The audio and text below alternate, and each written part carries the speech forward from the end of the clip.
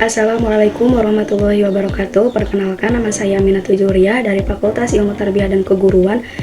Dari mata kuliah Moderasi Beragama berbasis PAI akan menjelaskan sedikit tentang kasus intoleransi yang melanggar moderasi beragama pada pondok pesantren. A. Pengertian intoleransi dan moderasi beragama. Intoleransi merupakan sikap tidak menerima perbedaan baik dalam keyakinan, pemikiran, maupun praktik keagamaan. Sikap ini dapat muncul dalam berbagai bentuk, seperti penolakan terhadap kelompok yang memiliki pemahaman berbeda, sikap diskriminatif, hingga tindakan agresif terhadap mereka yang dianggap tidak sesuai dengan norma yang diyakini. Intoleransi seringkali berakar dari pemahaman yang sempit terhadap ajaran agama, kurangnya interaksi dengan kelompok lain, serta pengaruh lingkungan yang menanamkan pola pikir eksklusif. Dalam konteks kehidupan yang beragama, intoleransi dapat menyebabkan ketegangan sosial, konflik antar umat, dan pengecualian terhadap tertentu. Ketika seseorang atau kelompok menolak keberagaman sebagai bagian dari realitas sosial, mereka cenderung membangun tembok pemisah yang menghambat terjadinya dialog dan pemahaman yang lebih luas.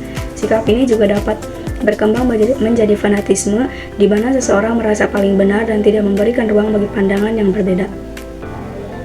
Sebaliknya, moderasi beragama adalah sikap tengah yang menekankan keseimbangan dalam beragama, menghindari ekstremisme, serta mendorong toleransi dan penghormatan terhadap keberagaman. Menurut Azimardi Azra dalam bukunya Moderasi Islam di Indonesia, dari ajaran, ibadah, hingga perilaku moderasi beragama adalah prinsip yang berupaya menjaga keseimbangan antara pemahaman agama yang kuat dengan sikap terbuka terhadap keberagaman sosial dan budaya, bertujuan untuk menghindari paham radikal dan memastikan kehidupan keagamaan yang harmonis dalam masyarakat multikultural. B. Peran pondok pesantren dalam moderasi beragama. Pondok pesantren memiliki peran penting dalam menanamkan nilai-nilai moderasi beragama kepada santri.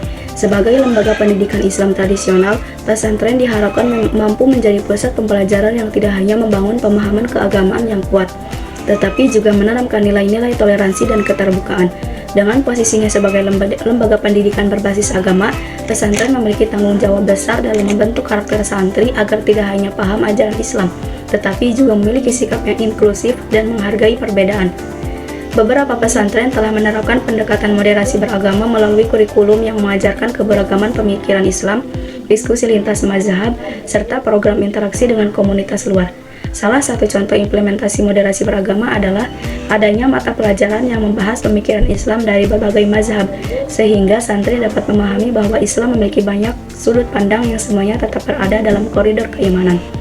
Selain itu, beberapa pesantren juga mengadakan program kunjungan ke tempat ibadah agama lain dan dialog antar agama untuk membangun pemahaman yang lebih luas mengenai keberagaman.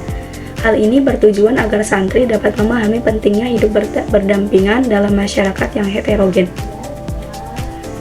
C. Potensi intoleransi di pondok pesantren. Meskipun pesantren seharusnya menjadi pusat pembelajaran Islam yang rahmatan lil alamin, dalam beberapa kasus ditemukan potensi intoleransi yang berkembang di dalamnya.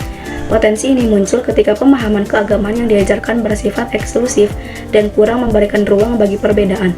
Beberapa bentuk intoleransi yang dapat berkembang di pesantren meliputi 1. Eksklusivisme keagamaan. Eksklusivisme keagamaan terjadi ketika pesantren hanya mengajarkan satu mazhab atau pandangan tertentu dan menganggap ajaran lain sebagai tidak sah atau bahkan sesat. Kedua, diskriminasi terhadap kelompok minoritas. Diskriminasi dalam pesantren bisa terjadi terhadap santri yang memiliki pemahaman keagamaan yang berbeda atau berasal dari kelompok minoritas tertentu. Bentuk diskriminasi ini bisa berupa tindakan verbal seperti pelecehan dan ujaran kebencian maupun tindakan fisik seperti pengucilan dalam kegiatan pesantren.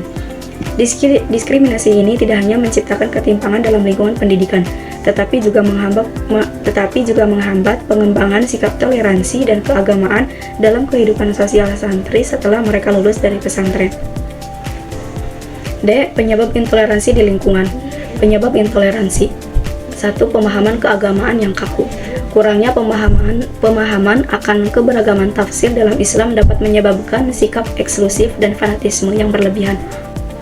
Hal ini diperparah oleh sistem pendidikan pesantren yang cenderung mengajarkan satu pemahaman tertentu tanpa memberikan ruang bagi dialog lintas mazhab atau pemikiran Islam yang lebih luas. 2. Minimnya pendidikan inklusif. Kurikulum pesantren yang tidak memasukkan nilai-nilai pluralisme dan moderasi dapat memperkuat sikap intoleran.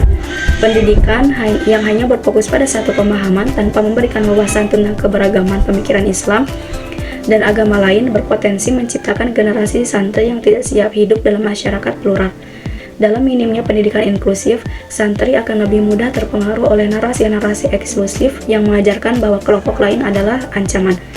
Oleh karena itu, pembaruan kurikulum yang lebih terbuka dan inklusif menjadi langkah penting dalam mengatasi masalah ini. Ketiga, pengaruh sosial dan budaya. Lingkungan sosial yang tertutup serta tekanan dari komunitas tertentu dapat memperkuat sikap intoleran dalam kehidupan pesantren. Faktor sosial seperti tradisi yang mengutamakan satu kelompok tertentu dan menutup diri dari keberagaman dapat membentuk pola pikir yang menganggap perbedaan sebagai ancaman. Selain itu, tekanan dari tokoh agama atau komunitas tertentu yang memiliki pandangan eksklusif dapat memperkuat pola pikir yang menolak keberagaman jika lingkungan pesantren tidak memberikan ruang untuk dialog dan interaksi dengan kelompok yang berbeda. Santri akan tumbuh dengan pola pikir yang cenderung menolak perbedaan yang pada akhirnya dapat memperparah intoleransi dalam skala yang lebih luas. Dampak intoleransi terhadap lingkungan pesantren. 1. Terhambatnya harmonisasi sosial. Sikap intoleran di kalangan santri dapat menciptakan perpecahan dan mengurangi rasa persaudaraan. Ketidakharmonisan ini dapat mengganggu proses pembelajaran dan menciptakan lingkungan yang tidak kondusif.